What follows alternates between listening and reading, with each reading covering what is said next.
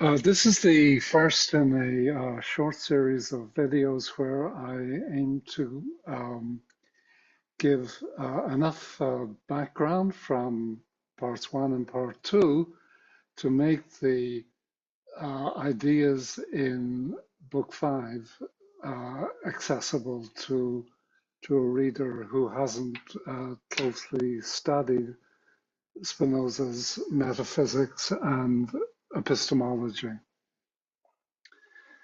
So this is not a substitute for reading books one and book two, but what I'm going to try to do in this series is to explain some of Spinoza's stranger ideas, like the eternity of the mind and what he understands by intuitive knowledge. Without some grasp of this, it's not going to be possible to make sense of the latter half of book five from proposition 20 onwards. One thing I'll mention in passing is that I would recommend to somebody who's completely new to Spinoza that a good way to approach the ethics would be to start off in book three and read books three, four, and five, and then you will be in a position to judge for yourself whether it's worth the time and effort that it takes to try to understand Spinoza's metaphysics and epistemology, whether it's worth going back to the beginning and starting at book one. And this, in fact, is the strategy that's adopted by the editor of the abridged version of the ethics, which I refer to below, and which I would recommend to anybody who is completely new to Spinoza as a good starting point.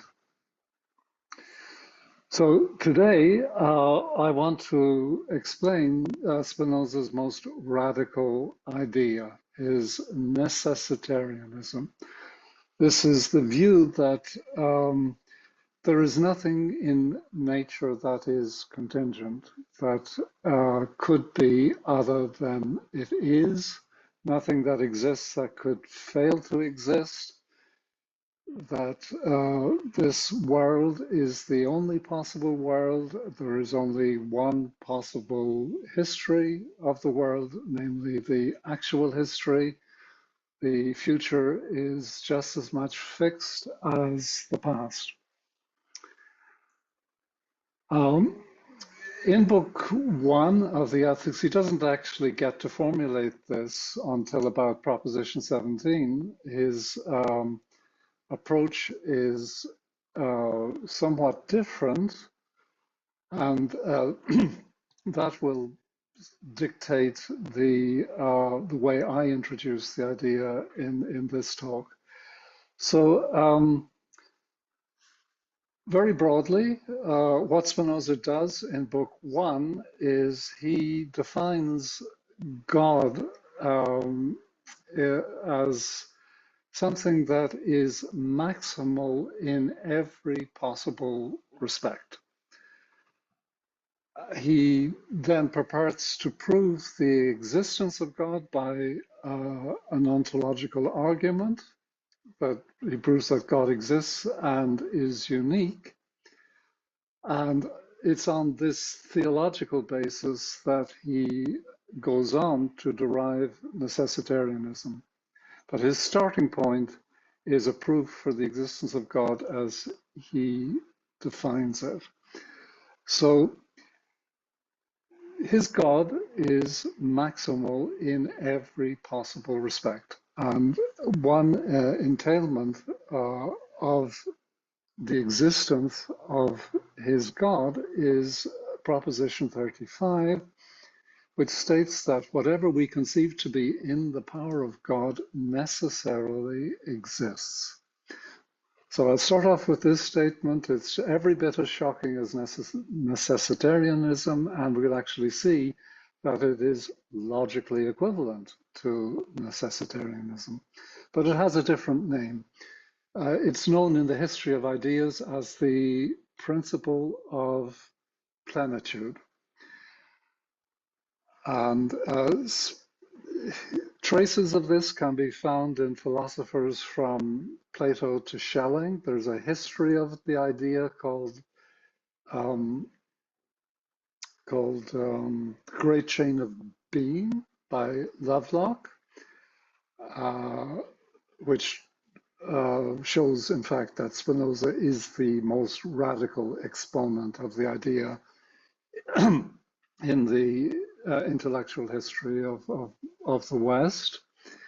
I've glossed it this way. If something is possibly the case, it is actually the case. There is no possibility as distinct from actuality. And if you strip away all of the theology in Book One, you find that Spinoza's argument reduces to this.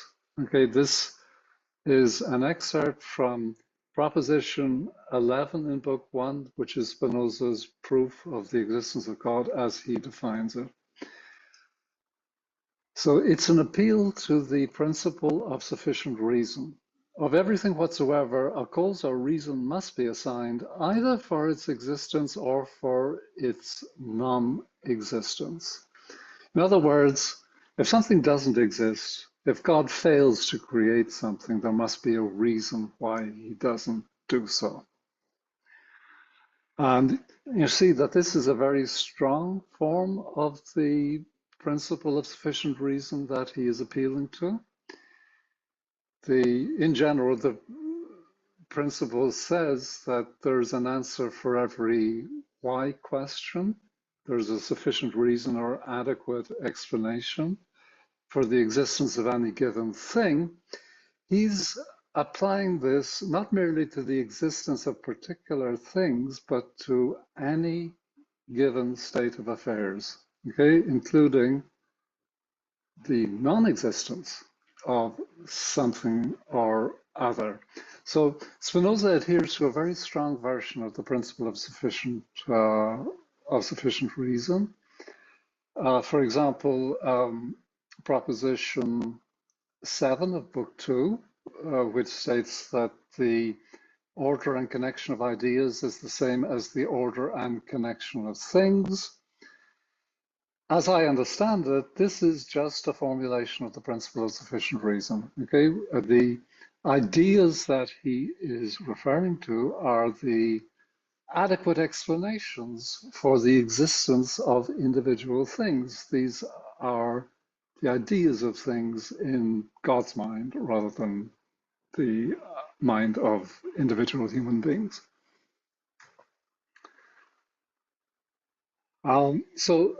Moving on to necessitarianism, which I gloss this way, if something is actually the case, then it is necessarily the case. So according to this idea, there is no gap between actuality and necessity. And you can find this idea affirmed in several places in Book One. The first place is in the scholium to Proposition 17, where he says that I think I have shown sufficiently clearly that from God's supreme power or infinite nature, an infinite number of things, that is, all things, have necessarily flowed forth in an infinite number of ways. And he compares this necessity to the same necessity as describes the fact that the angles of a triangle add up to 180 degrees. Everybody recognizes that the truths of mathematics are necessary truths, but for Spinoza, all truths are necessary truths. So here's a few other iterations of this idea, proposition 29.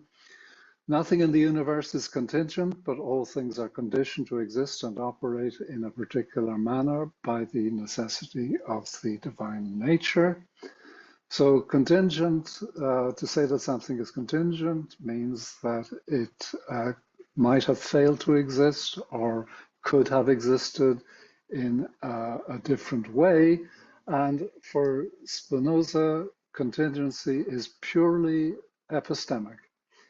In the scholium to proposition 33, he says that a thing can in no respect be called contingent, save in relation to the imperfection of our knowledge.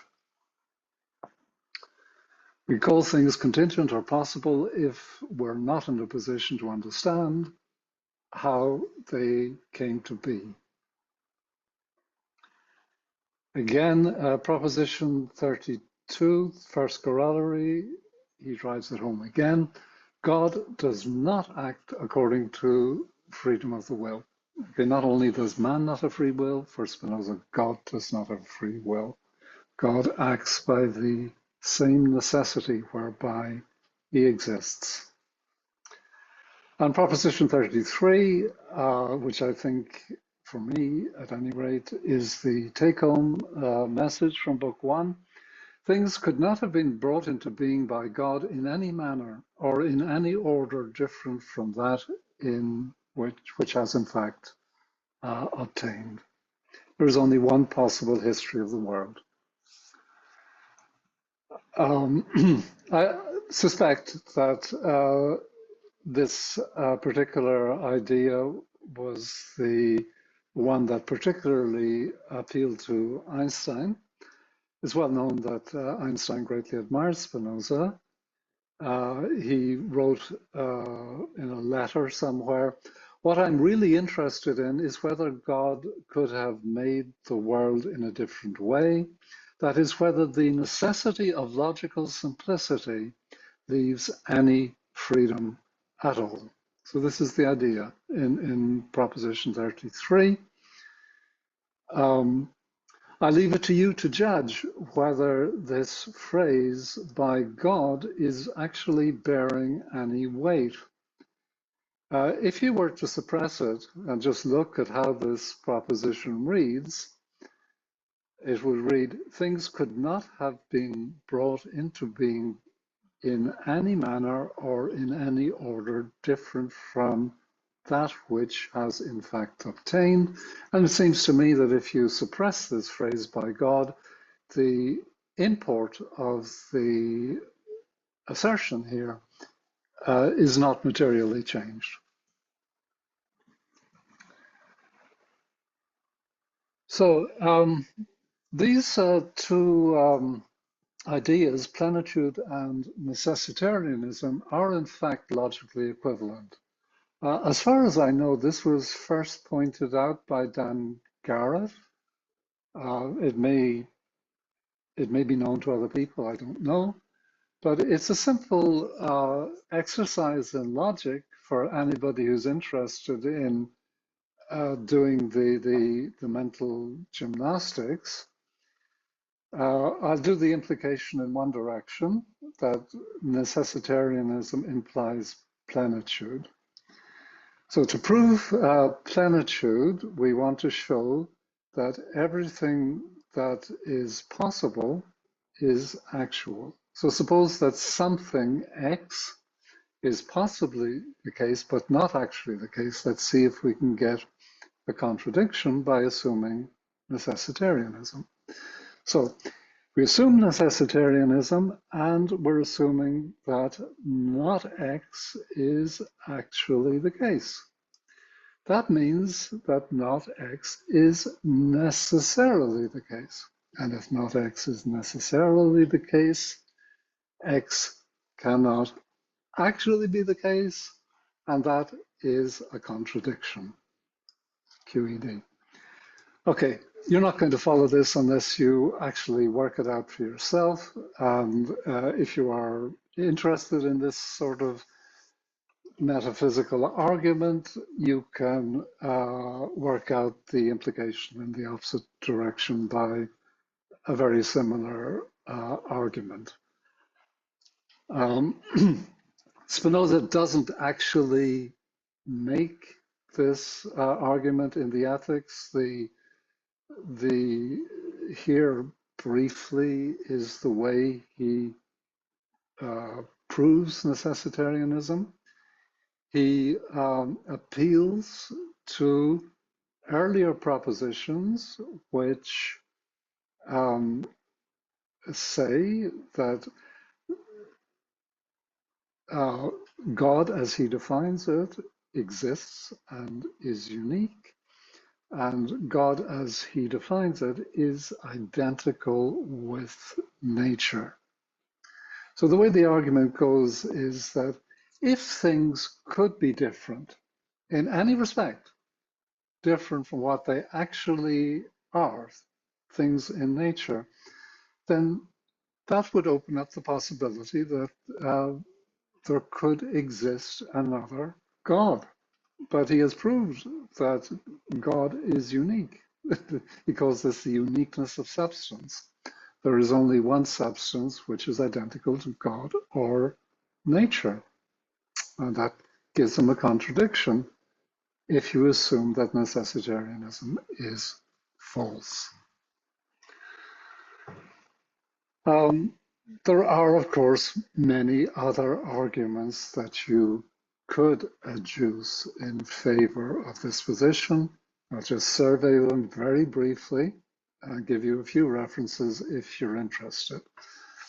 The obvious way of approaching it is just by a direct appeal to the principle of sufficient reason, which says that for any given state of affairs, there is an adequate explanation for why that state of affairs obtains. Everything about that state of affairs is intelligible and explicable. Therefore, that state of affairs could not be different from what it is in any respect. It really does seem to be an unavoidable consequence of the principle of sufficient reason, and that may explain why the principle of sufficient reason is no longer in vogue. Apart from some extreme rationalists like Michael Della Rocca, it really doesn't seem to be taken all that seriously anymore, except perhaps in the philosophy of religion. I would strongly recommend, however, Michael Della Rocca's argument, his article here called simply PSR. He gives a pragmatic argument in favor of the principle of sufficient reason, basically saying, if you reject the principle of sufficient reason, then you're going to have to explain to me how to draw the line between things which are intelligible in principle and things which are unintelligible in principle. And that turns out to be very hard to do. That's the sort of kernel of his argument against people who would like to reject the principle of sufficient reason. And he confronts the fact that necessitarianism seems to follow inevitably. He summarizes an argument that was made by Peter van Inwagen. You can tell where van Inwagen is coming from by the title of his book, which is quite sort of contrary to Spinoza's rationalism. Basically, what Inwagen would like to do is show that necessitarianism is a reductio ad absurdum of the principle of sufficient reason. Therefore, one doesn't have to be concerned anymore with the principle of sufficient reason. So he tried to develop a proof which is now generally recognized to be flawed. Okay, I don't know if anyone has made an attempt to rescue it. The reasons why it's flawed are extremely technical, so I'm just not going to go there.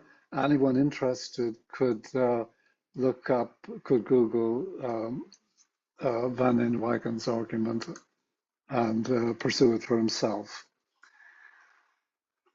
So there are, of course, arguments, at least plausibility arguments for necessitarianism that do not appeal to the principle of sufficient reason. If you're scientifically minded, you might say, well, it just follows from the standard interpretation, the block universe interpretation of special relativity, which says that the past, the present, and the future all have the same ontological status, that the future is just as fixed as the past or the present. There is only one possible history of the universe. Einstein himself didn't like this picture, okay, for the reason that it can't account for the fundamental fact of human experience, that all of our experience takes place in the present moment. So the now appears to have a special ontological status. But if you want an argument that starts from that perspective, it's quite easy to elaborate one as well. All of our experience takes place in the present moment, but by the time we have cognized what's actually happening in the present moment, it's already moved into the past. Therefore, it's fixed. It's not subject to change. It could not be otherwise. Think about it and see if you're convinced by that argument. Remember that all of our thoughts about the past and the future are present moment experiences. Okay, they are inferences from present evidence. And bear in mind that even just to process sense data, there's a time lag of several tens of milliseconds between the time that the signal is received by the sense organs and the time that the brain interprets what is actually going on. It's already in the past and cannot be changed.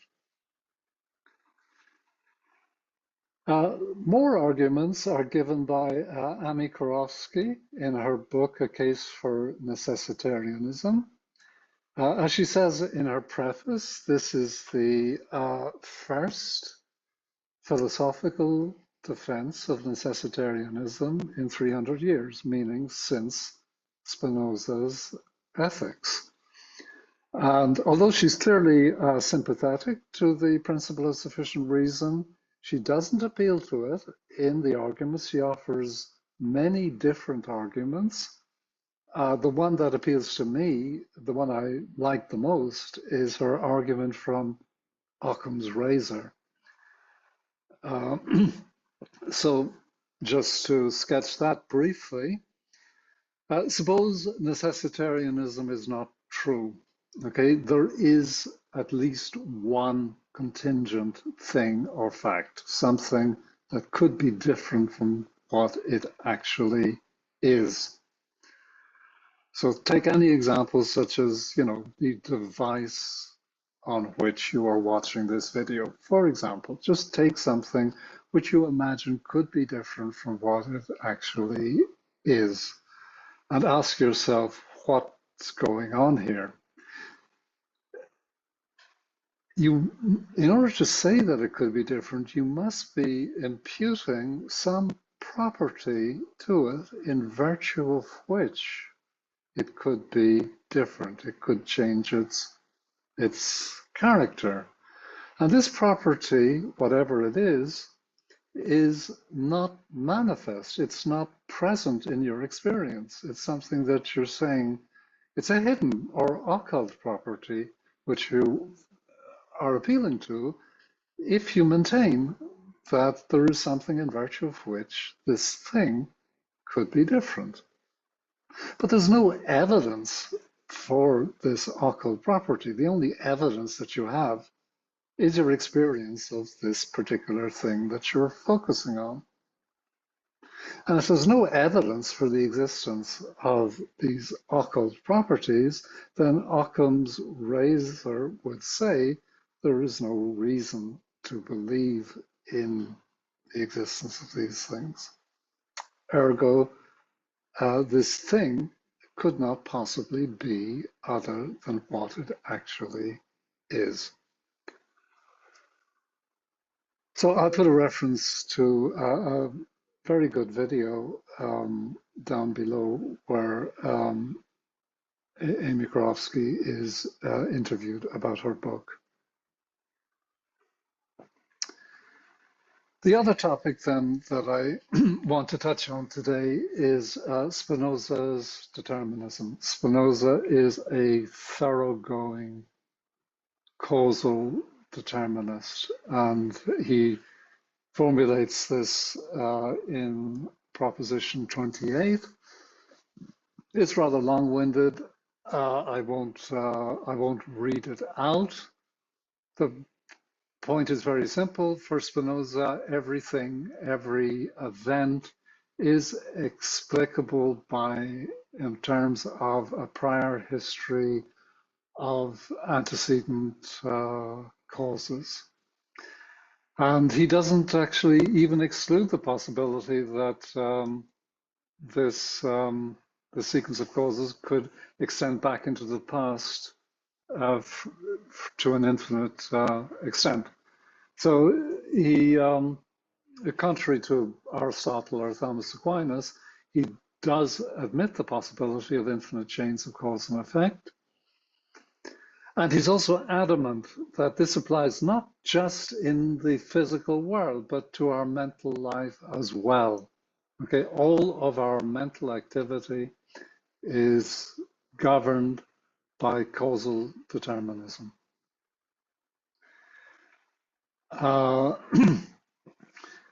There is a point, though, that I do want to emphasize, because it seems to me that there is a lot of confusion in the commentary, the literature, the secondary literature on Spinoza, confusion between necessitarianism and causal determinism. They're not actually the same thing.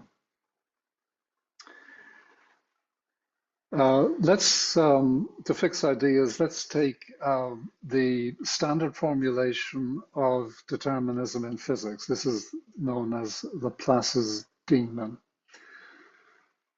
So the claim is that if you knew the entire state of the universe at any one time, and you knew the laws of physics, you would then be able to predict the future evolution of the universe. Okay, so the future is determined by the state of the universe at any given time. And all of the fundamental laws of physics suggest that this is, well, at least plausibly true. They're all deterministic. But this is not the same as necessitarianism. It's actually a weaker claim, because necessitarianism would say that the initial conditions and the laws of physics are also necessitated, could not be otherwise. Now, why is this important? Many commentators on Spinoza maintain that Spinoza couldn't really be a necessitarianism because no sensible person would be. He's merely a causal determinist. And causal determinism sort of gives an out, okay, because you could say that the entire network of cause and effect, which accounts for the natural world that we inhabit, that network as a whole could be contingent, okay? It could have been created at the whim of a God who exercises his free will. And Spinoza, as we've seen, he specifically denies that God has free will. Now, this does have, I think, important consequences for our understanding of Spinoza. The Spinoza maintains that we can learn how to appreciate that particular things are necessary and could not be otherwise, in spite of the fact that the causal history which brings about any given particular thing, that causal history is not in general going to be accessible to us. In fact, it couldn't be accessible to us because, according to Spinoza, it's infinite in extent. So the way Spinoza, we're going to see this in subsequent videos in this series, for Spinoza, in addition to the sort of causal deterministic explanation of phenomena, for Spinoza, there is a sense in which God, as he defines it, is the efficient cause or the immanent cause of everything that exists. And this has, well, it's the basic foundation of his ethics. It takes a bit of getting used to, but if you think of God as nature, it's not really surprising to, if one is to say that for any given phenomenon, nature as a whole is the efficient cause of that phenomenon. So in that sense, there's a direct causal link between Spinoza's God and what he calls particular things. And that we will see is the basis for what he calls intuitive knowledge and the eternity of the mind, the intellectual love of God. We'll see that in subsequent videos. So I'll just wrap up with one parenthetical remark in case it has occurred to anyone watching this video. What about quantum mechanics? Does not quantum mechanics refute determinism? And I will say categorically it does not. Let me explain. So here we have the Schrödinger equation, okay, which governs the evolution of any quantum mechanical system. I've written it in a non-conventional form because I want to make it crystal clear that the Schrödinger equation is deterministic, that the state of a quantum mechanical system at time t, this thing here on the left, is related to the state at the initial time 0 by this very simple relationship. Simple, okay, it depends, of course, on this thing, h, the Hamiltonian, and the Hamiltonian in practice can only be written down for extremely simple systems, such as an isolated hydrogen atom. So this type of deterministic behavior is known as unitary evolution. Now, unitary evolution is not, even though it's deterministic, is not by itself going to enable you to predict the outcome of an experiment performed on a quantum mechanical system, because the experimental apparatus involves a macroscopic object, such as, you know, a dial pointer or whatever. According to the theory, if it was possible to write down the Hamiltonian for the composite system consisting of the original quantum system and the measuring apparatus, then the outcome of the measurement would be deterministic.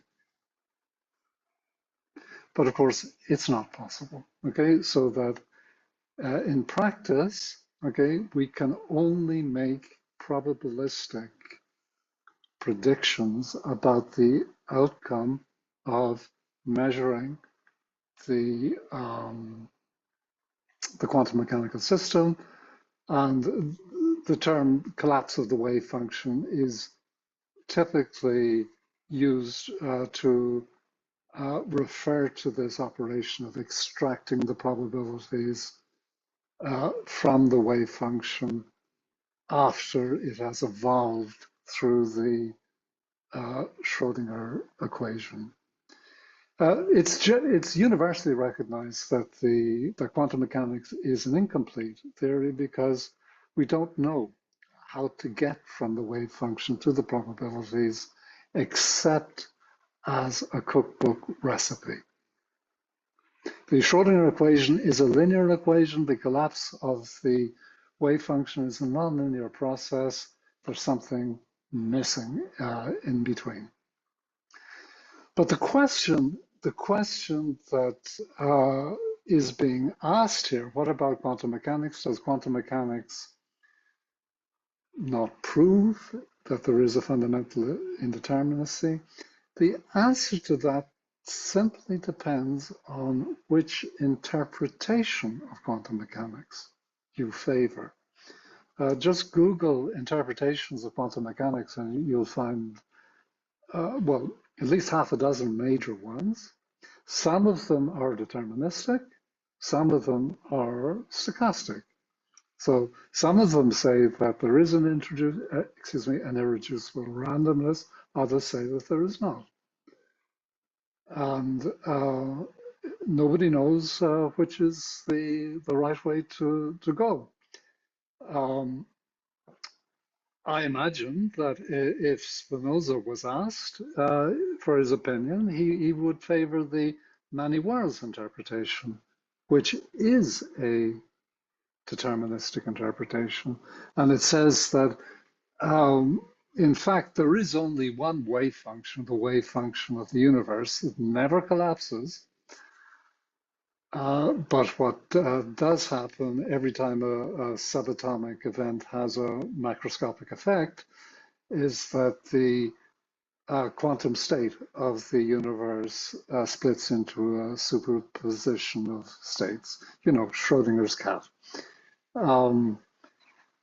But it would have the appeal to Spinoza that not only is it deterministic, but it says that every possible future is actually realized, which is just the principle of plenitude.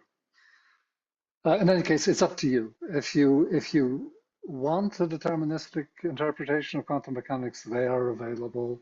There is no conflict with Spinoza's metaphysics.